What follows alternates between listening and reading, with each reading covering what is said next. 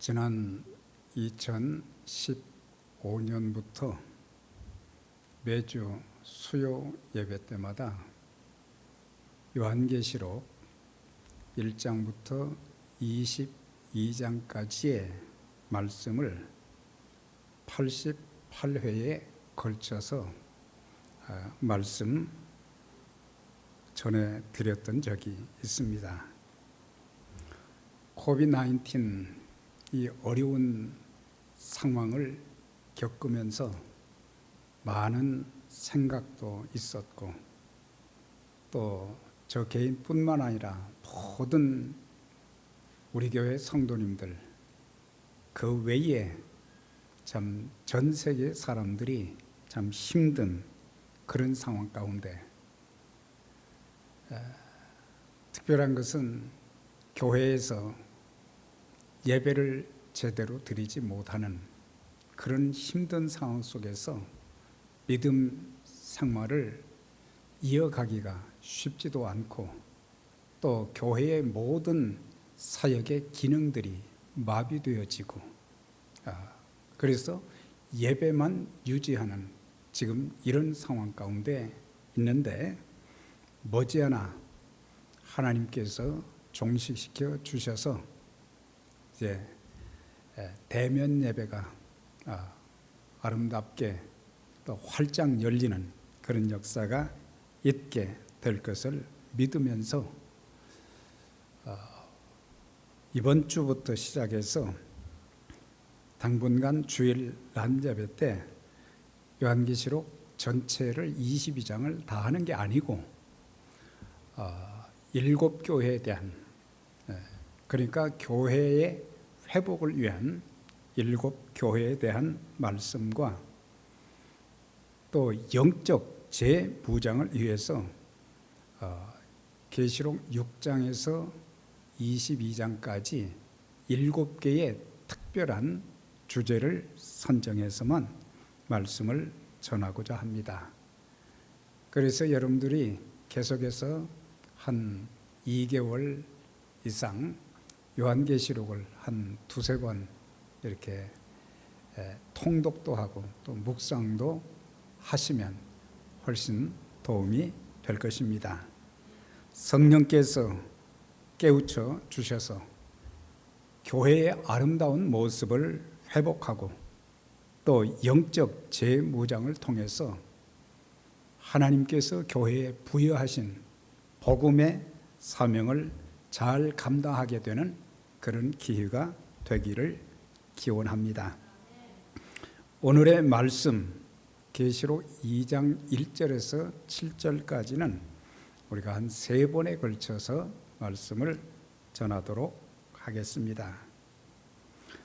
이 시간 저는 여러분들께 2가지 질문을 좀 드리고자 합니다.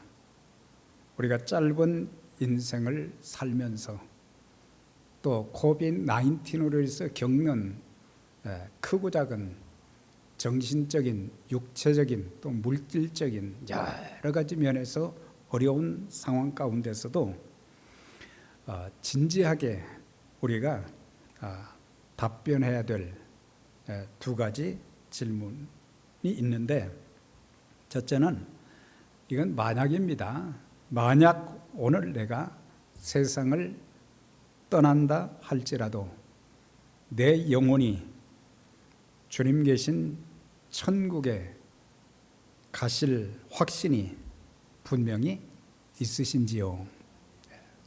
있으십니까? 네.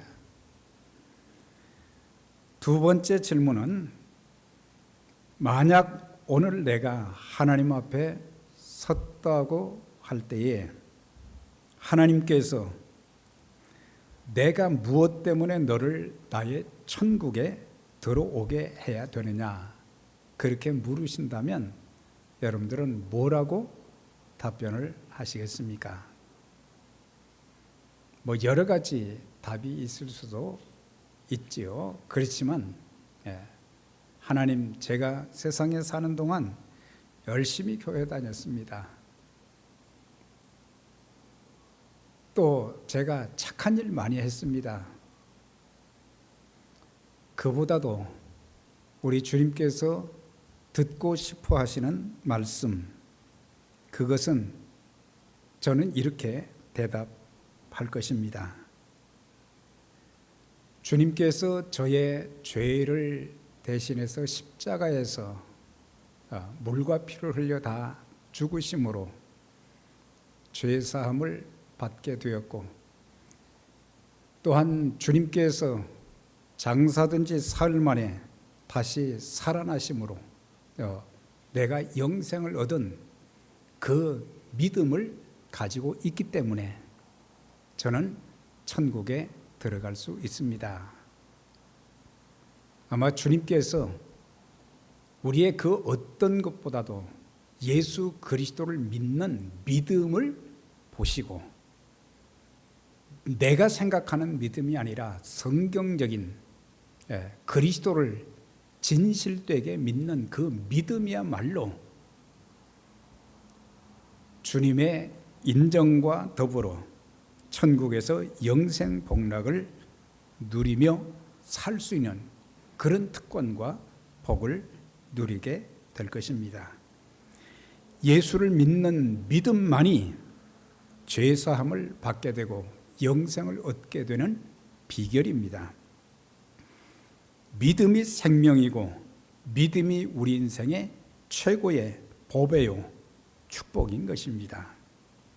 우리가 세상 사는 동안 많은 업적을 쌓고 명예와 부, 권력을 가졌다 해도 내가 예수를 믿지 않았다면, 예수님을 영접하지 않았다면 결국 그 인생도 빈 껍데기에 불과하고 주님께 인정받지 못하는 헛된 인생이 될 수밖에 없습니다. 하나님의 진노와 심판을, 지옥 형벌을 절대로 면할 수가 없게 됩니다. 우리 모두가 이런 질문에 분명하게 답할 수 있는 자들만이 우리 주님 이 땅에 다시 오시는 그날에 주님께 인정받고 천국에서 영생 복락을 누리게 될 것입니다. 요한계시록을 이렇게 자세히 살펴보게 되면 여기에는 세 가지의 중요한 핵심 교리들이 나옵니다. 우리가 이 세 가지 교리는 꼭 알아야 우리의 신앙의 뼈대를 형성하게 되고 어떤 환난과 시련 가운데서도 신앙생활뿐만 아니라 교회 생활에 또한 어떤 어려움 속에서도 믿음을 지키면서 하나님 앞에 쓰임받는 삶을 살 수 있게 되는데, 첫째는 기독론입니다. 이것은 예수님께서 누구신가에 대한 답을 주고 있습니다. 예수님이 어떤 분이신가? 예수님은 심판주가 되시고, 한 번 죽는 것은 사람에게 정한이 있지요. 그 후에는 심판이 있게 될 것이다. 그 심판주가 바로 예수님이시라고 하는 것. 또한 그 주님은 재림주, 이제 머지않아 영광 중에 이 땅에 다시 오실 분이시다. 재림주이시고, 재림주로 오시는 것은 바로 알곡과 쭉정이를, 양과 염소를 구분하는 그런 시간들이 될 것이며, 예수님은 구원주이심을, 우리를 죄 가운데서 구원해 주시는 구원주이심을 알려주고 있습니다. 두 번째 교회로는 교회의 주인이 누구신가? 교회가 무엇이며 교회의 주인은 누구신가? 그리스도께서 교회의 주인이 되신다. 또한 교회의 모습이 어떠해야 되는가? 그냥 무작정 간판만 걸었다고 해서 교회가 아니라 예수 그리스도를 믿는 사람들이 모인 공동체다운 아름다움과 단순한 아름다움뿐만 아니라 더 나아가서는 교회를 통해서 그리스도의 복음이 더 담대하게 전해지는 그런 일을 잘 하게 될 때에 교회다운 모습이 세워지게 되는 것인데, 그래서 교회 모습이 어떠해야 하는지, 교회의 사명이 무엇인지를 바로 가르쳐 주는 내용이 성경 전체에 많이 있지만 특별히 계시록을 통해서, 그래서 우리가 신앙생활을 잘 하려고 하면요, 교회관이 분명해야 돼요. 개인적으로는 구원관이 분명해야 되고, 교회관, 내가 교회의 멤버로서 또 교회 공동체로서 우리가 어떻게 신앙생활하고 또한 어떻게 주님과 교회, 더 나아가서는 하나님 나라 확장을 위해서 쓰임받게 될 것인지, 그것을 우리가 알 수 있고, 세 번째는 종말론입니다. 종말론은 시대의 마지막 징조를 알려주는 그런 내용인데, 계시록 6장부터 18장까지 거기 보면은 이 종말론, 마지막 때에 어떤 일들이 일어나게 되는가. 물론 마지막은 예수님께서 이 땅에 초림으로 오셨을 때부터 마지막이라고 하셨지만은, 그러나 지금은 마지막 중에 마지막인, 그래서 주님께서 종말장인 마태복음 24장을 통해서 말씀하시기를, 이는 그때 큰 환난이 있겠음이라. 창세로부터 지금까지 이런 환난이 없었고 후에도 없게 될 것이다. 그러니까 전무후무한 환난이 이 땅에 오게 되는데, 언제 오게 되느냐? 그리스도께서 재림하실 때에 이 세상이 이제 노아 시대 때는 물로 심판을 받았지만은, 이제 주님 다시 오실 때는 불의 심판을 통해서, 베드로 후서의 3장에 자세히 그게 나와 있어요. 그래서 마지막에 모든 것이 불에 타고, 또한 그때까지 주님 오실 때까지 예수님을 믿지 않았던 그 영혼들은 어떻게 되겠느냐? 지옥 형벌을 면할 길이 없고, 이 환난을 통해서 왜 그리스도인들에게 어려움을 주려고 하는 게 아니고, 생사화복의 주권자가 누구신지, 이런 세상 가운데서 예수 그리스도를 믿지 아니하면 구원받을 수도 없을 뿐만 아니라 여러 가지 크고 작은 모든 환난을 이겨낼 수는 힘도 없고, 하나님께서 맡겨주신 그 복음의 사명도 제대로 감당할 수 없기 때문에, 그래서 환난은 쭉정이와 알곡을 갈라놓는 그런 시기가 되는 거예요. 그래서 우리가 그럼 이런 큰 환난이 오면 큰일 났네, 어떻게 해야지? 또 어떤 사람들은, 예수 믿는 사람들은 환난에서 제외된다. 우리는 환난 가운데서도 하나님께서 지켜주시고 보호하여 주시고, 또한 우리가 영적으로 잘 무장하게 되면은 너끈히 이길 수 있도록, 우리 하나님이 넉넉히 이길 수 있도록 도와주시는 거예요. 그렇기 때문에 염려할 것 없어요. 우리는 하나님이 이제 독생자이신 그리스도를 통해서 얼마나 우리를 사랑해 주셨는지, 하나님의 사랑이 끝이 없고, 하나님께서 우리를 죄 가운데서 건져주시고 하나님 자녀 삼아주시고 영생 복을 얻을 수 있는 그런 복을 주신 자들은 하나님의 보호 아래 있게 되는 것입니다. 그래서 우리가 이 세 가지 교리는 균형을 이루어야 돼요. 우리가 종말에 대한 것만 강조하다 보면 자칫 잘못하면 우리의 신앙이 잘못될 수 있는 거예요. 그래서 우리가 모든 신앙 생활은 균형이 있어야 되고, 또 하나님 말씀도 전체적으로 성경 전체적인 말씀을 통해서 우리가 균형을 이룰 때에 우리의 신앙이 바로 성장하고, 또한 하나님의 교회가 든든하게 세워질 수 있게 되는 것입니다.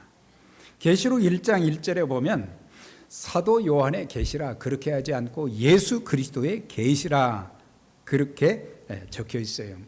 예수 그리스도께서 하신 말씀이라고 하는 거예요. 사도 요한은 바로 그리스도의 말씀, 그리스도의 계시를 대변해 주는 그런 매개체에 불과한 것이지. 그래서 계시록을 읽으면서 사도 요한을 떠올리기보다는 예수 그리스도께서 마지막 시대를 살아가는 그리스도인들에게 들을 것은 듣게 하시고 볼 것은 보게 하시는, 그래서 이 모든 것을 통해서 성도들의 신앙이 정상적으로 바로 세워지기를 바라는 주님의 마음, 주님의 사랑, 주님의 은혜가 여기에 담겨 있는 것을 알 수가 있어요. 그래서 계시의 주체는 요한이 아닌 예수 그리스도시며 장차 속히 될 일을 요한을 통해서 증언하게 하셨다. 그러니까 속히 될 일이다. 속히 될 일이 뭐냐? 물론 환난도 있지만은 그리스도께서 이 땅에 다시 오실 날이 멀지 않았다. 그걸 여기서 말씀해 주면서 우리 주님께서 이 땅에 다시 오실 때에 온 세계에 있는 모든 신자들이나 불신자들 모두가 그리스도의 재림의 그 광경을 지켜보게 된다. 그렇게 말씀해 주고 있어요. 그러니까 예수 그리스도를 믿는 자들은, 믿었던 자들은 주님 다시 오실 때 다 들림받게 될 것이고, 영광 중에 이제 혼인잔치가 있게 되며 주님과 더불어 천국에서 영원토록 살게 되는 그런 날이 되지만은, 그러나 이 땅에 사는 동안 그렇게 복음의 말씀을 듣고도 마음이 강팍해서 복음을 받지 않은 그런 사람들, 아예 무관심하고 우상숭배하고 그런 사람들은 결국에는 지옥 형벌에 처해지게 되는데, 그래서 저와 여러분들이 우리 주님 다시 오시는 그날 모든 사람들이 보게 된다는 것. 사도행전 1장 11절에 보면 예수님께서 부활하시고 난 후에 40일 동안 이 땅에 계신 후에 감람산에서 500의 형제가 지켜보는 앞에서 마지막 분부의 사명을 전하시고 승천을 하셨어요. 그때 마태복음 28장 19절 20절 사도행전 1장 8절의 말씀을 남기시면서 이제 승천하는데 제자들과 다른 사람들이 계속 하늘만 바라보고 있는 거예요. 그때 두 천사가 나타나서 하는 말이 어찌하여 너희는 하늘만 쳐다보고 있느냐? 하늘로 올라가신 이 예수는 너희가 본 그대로 다시 이 땅에 오시리라. 그렇게 전해 주었어요. 그러니까 올라가심을 본 그대로 오게 될 것이고 모든 사람들이 보게 될 것인데, 7절의 말씀 보면 그를 십자가에 못 박은 자들 뿐만 아니라 예수를 거부한 모든 사람들이 보게 될 것이고, 자신들의 죄를 회개하지 않고 예수 그리스도를 영접하지 않음으로 인해서 그때 거부한 사람들, 불신자들, 이런 사람들이 통곡하는 날이 오게 될 것이다. 왜 내가 예수를 믿지 않았던가? 예수 믿으면 구원받는다. 누구든지 주의 이름을 부르는 자는 구원받으리라 말씀해 주었는데, 그렇게 예수 믿으라고 해도 목이 곧아서 마음이 강팍해서 마음을 열지 않고 예수를 믿지 않은 그 결과가 얼마나 참혹하다는 것을 그때서야 사람들이 깨닫게 된다고 하는 거예요. 그날이 통곡하는 날이 된다면 이거 얼마나 안타까운 일이겠어요. 저와 여러분들은 영광 중에 오시는 그 주님을 통해서 들림받게 될 것이고, 주님과 더불어 영원히 천국에서 사는 그런 복을 누리게 될 것입니다. 예. 우리가 복음서에 보면은 그리스도의 재림에 대해서 말씀하신 곳이 굉장히 많이 있는데, 특별히 주님께서는 친히 믿지 않는 자들이 받을 심판의 형벌에 대해서, 그리고 머지않아 주님께서 재림하시게 될 것을 말씀하셨고, 그 중에 믿는 자들에게는 깨어서 준비할 것을, 이제 다시 오실 그 주님을 맞이하는 그런 준비하는 자들이 될 것을 촉구하셨던 것을 보게 됩니다. 누가복음 17장 27절 이하에 보면 두 사람이 살던 시기를 이제 예로 들었는데, 노아가 방주에 들어가던 날까지 사람들이 먹고 마시고 장가들고 시집가고 그랬다고 하는 거죠. 그래서 결국 홍수가 나서 저희를 다 멸했다 그랬어요. 그러니까 노아가 120년 동안 방주를 지으면서 베드로서의 말씀 보면은 의를 전파했다. 그러니까 하나님의 그 진노와 심판, 죄로 인해서 하나님의 진노와 심판을 전파하면서 회개하고 하나님께 돌아와야 산다는 것을 그렇게 많이 외쳤지만 사람들은 듣지를 않았어요. 그냥 이 땅에서의 생존만을 위해서, 먹고 사는 문제만 위해서, 이 땅의 것만 위해서 자신들의 모든 것을 다 투자하면서 즐기며 살았는데, 결국에 그들은 홍수로 인해서 다 심판받았다. 롯의 때와 같으리니, 아브라함의 조카 롯이 소돔 고모라에 살았어요. 죄악이 관영한 거기에서 그 성에 사는 사람들이 전부 하나님을 믿지 아니하고 죄를 짓고 불순종하고 자기들 마음대로 살고, 그러다가 결국에 롯이 소돔에서 나가던 날에 하늘에서 불과 유황이 비오듯 하여 저희를 멸했다 그랬어요. 그러니까 그 성 안의 사람들은 한 사람도 살 수가 없었던 것은 그들이 하나님을 알지도 못했고 믿지도 않은 그 결과가 그만큼 참담한, 이 내용을 주님께서 예를 드시면서 마지막 시대를 살아가는 사람들이 불의 심판을 받지 아니하고 영생복락을 누리는, 구원받는 하나님의 백성들이 되기를 촉구하는 말씀이 바로 이 말씀이에요. 우리에게 주어진 인생의 기간이 긴 것 같지만 길지 않습니다. 아주 짧습니다.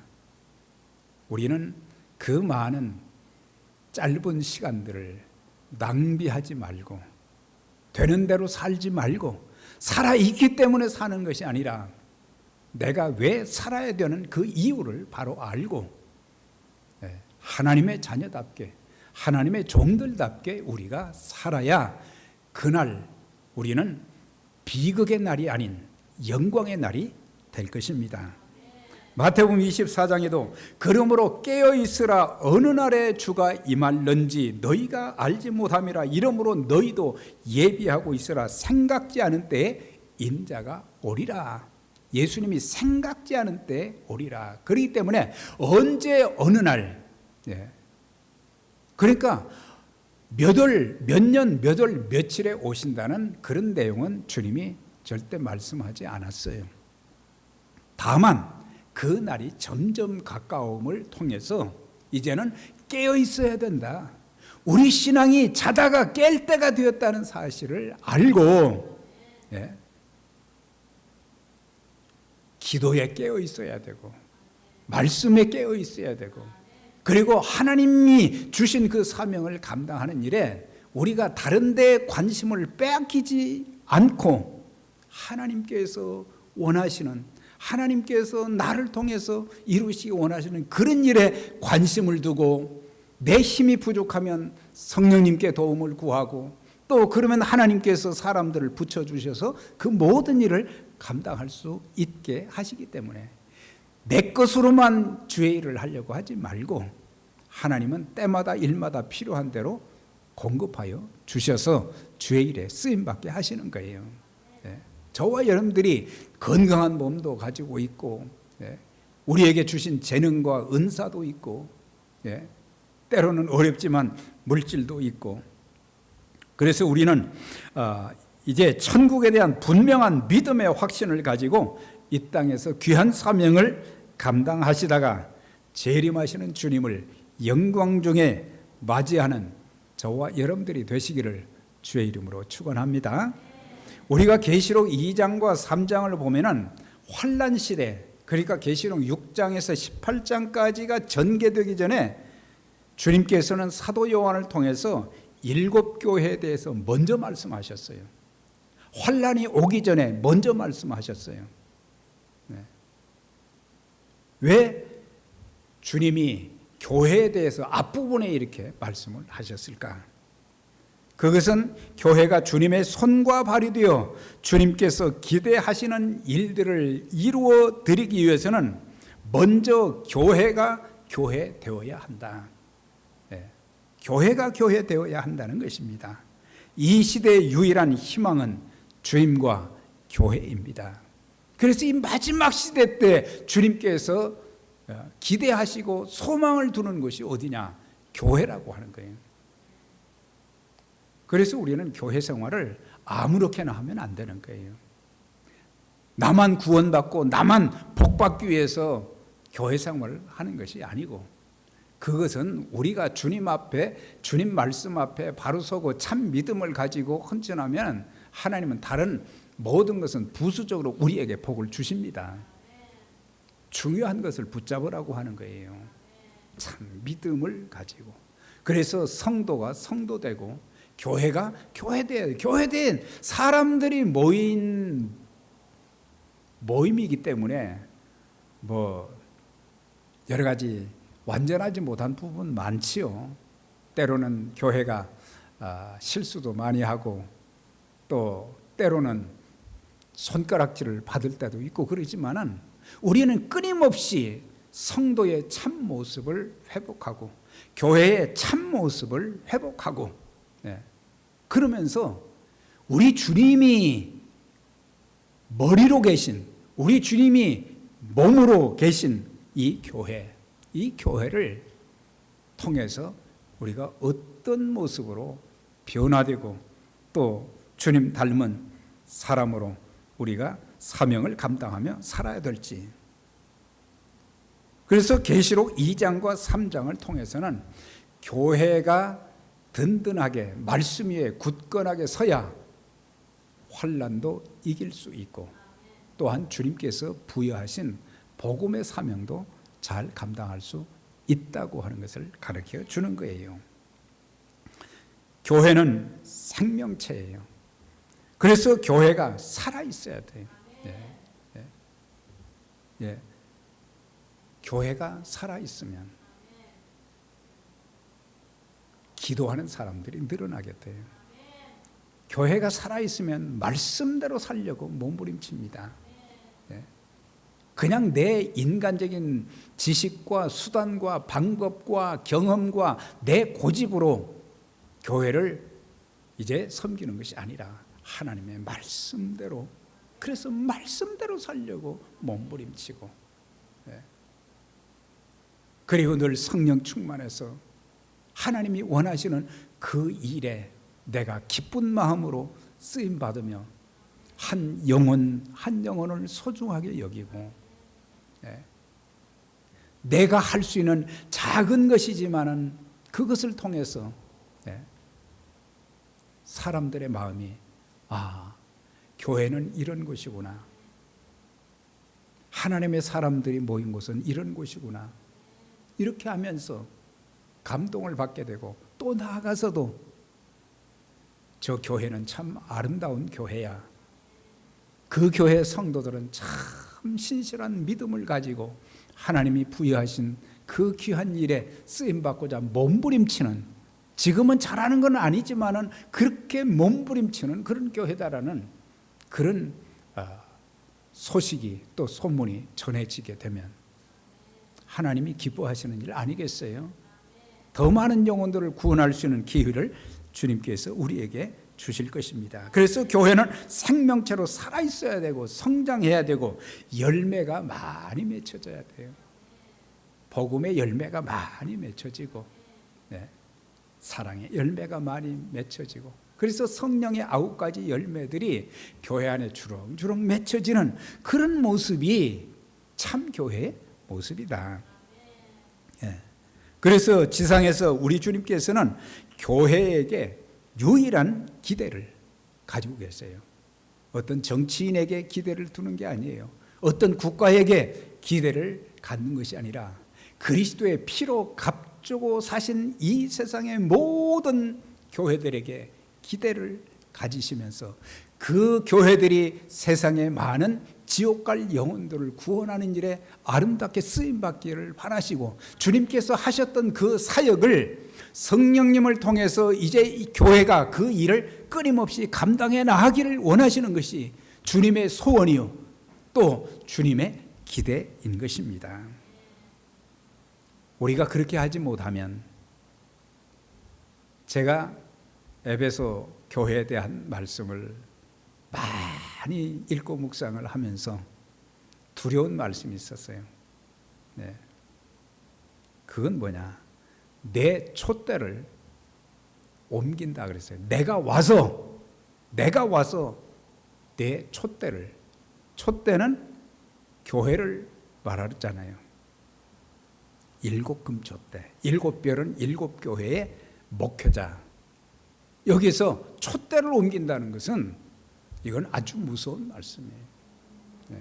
하나님이 더 이상 쓰시지 않는다는 거예요. 하나님이 더 이상 안 쓰신다는 거예요. 그것을 내가 해서 내가 참 하나님을 기쁘시게 할 수 있는데 내가 그것을 하지 않으므로 이제는 내가 할 일도 다른 사람, 다른 교회에다가 맡긴다는 거죠. 하나님께서 우리에게 맡겨주신 우리 교회에 부여하신 그 귀한 일들 다른 데 빼앗기지 않고 귀하게 쓰임받는 저와 여러분들이 되시기를 주의 이름으로 축원합니다. 여기서 7교회는 전 세계의 모든 교회를 말하고 있어요. 물론 소아시아에 7교회만 있었던 건 아닙니다.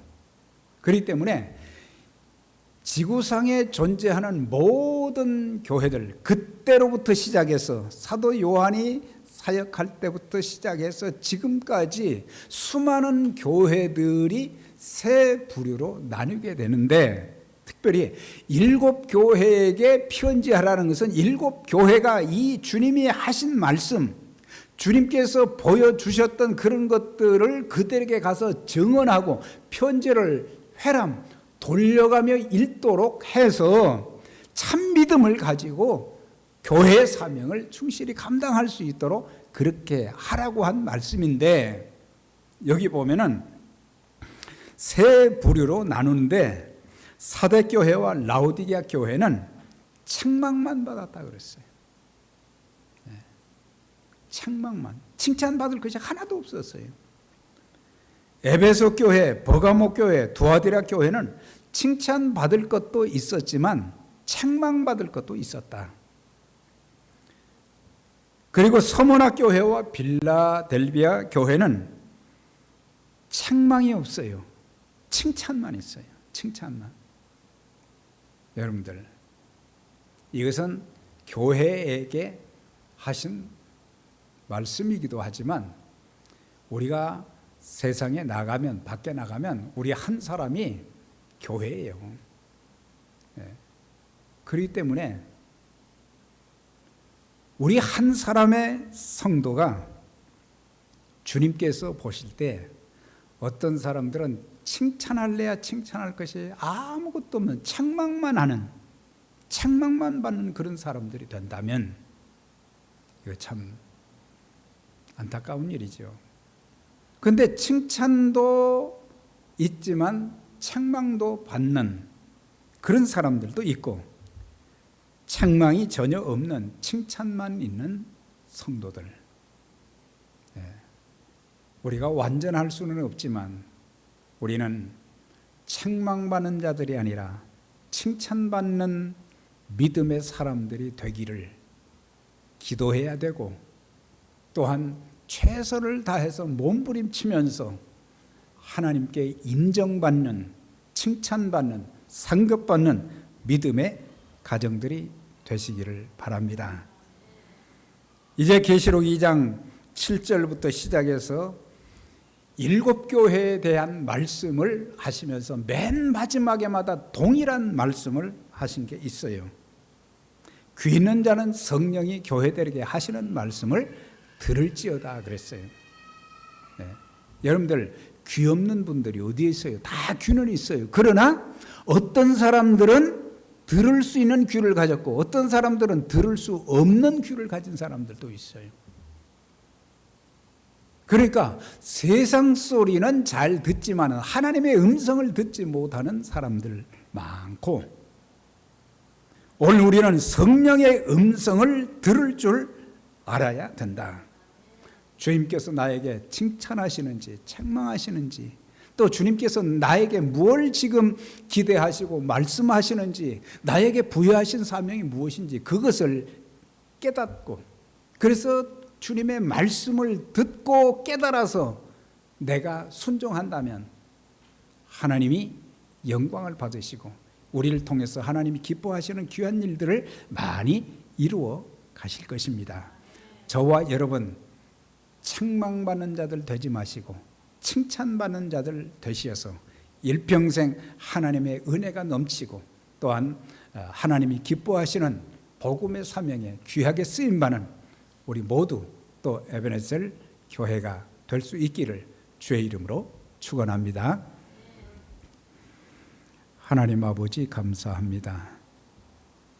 저희들 오늘도 주님 앞에 온 마음을 다해서 예배를 드리며 또 우리에게 주신 말씀들을 기억하면서 머지않아 이 땅에 다시 오실 주님을 기다리면서 깨어있게 하시고 영적으로 재무장하게 하셔서 환난 중에도 어려운 중에도 교회의 사명과 복음의 사명을 충실히 잘 감당하여 아름답게 쓰임받는 우리 모두 교회가 될 수 있도록 함께하여 주옵소서. 악한 마귀에게 시험받아 공격받아 넘어지지 않게 해 주시고 성령의 능력과 지혜와 권능을 힘입어서 세상을 이기고 하나님께서 기뻐하시는 복음의 사명에, 하나님 나라 확장에 아름답게 쓰임받는 우리 에베네셀 선교교회, 또 귀한 믿음의 가족들 되게 하여 주시되 영광 중에 재림하시는 그 주님을 기쁨으로 영접하고 주와 함께 천국에서 영생 복락을 누리며 사는 모든 믿음의 가족들 되게 하여 주옵소서. 그날이 올 때까지 깨어 경성하며 영적 재무장으로 귀한 하나님이 부여하신 복음의 사명, 교회의 사명을 잘 감당하여 인정받는, 쓰임받는 교회와 모든 성도님들 되게 하여 주옵소서. 예수님의 이름으로 기도드리옵나이다. 아멘.